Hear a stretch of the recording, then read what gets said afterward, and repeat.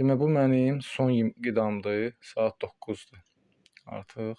Qida deməzdim, yəni bu elə bil ki, bağırsağın bir nömrəli dostudur. Kefir. Tərkibində probiotik var. Bağırsağımızı qidalandırır. Bunu biz necə hazırlayırıq? İnşallah. Buna bu qədər götürürsünüz kefiri.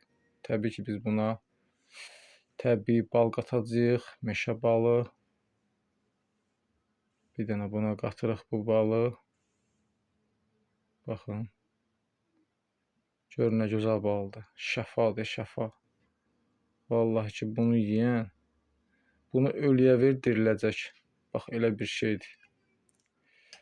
Təbii ki, biz buna zeytun yağı, soyuq, sıxım, extra virgin. Baxın. Yaxından çəkirəm ki, hamı görsün. Bundan da qatırıq buna.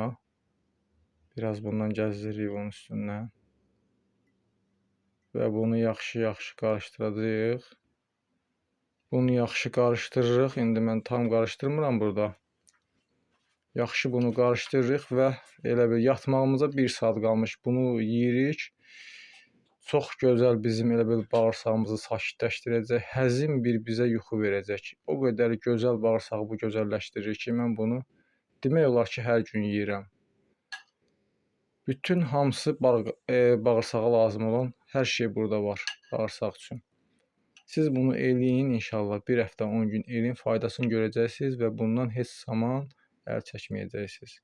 Təbii ki, soyuq sıxım, zeytun yağı, extra virgin zirə qəsəbəsindən alıram. Baldakı halal bildiyiniz insanlardan, kefirdəki evdə düzəlmə olmalıdır. Mayasını alın, özünüz çalın. Bax belə.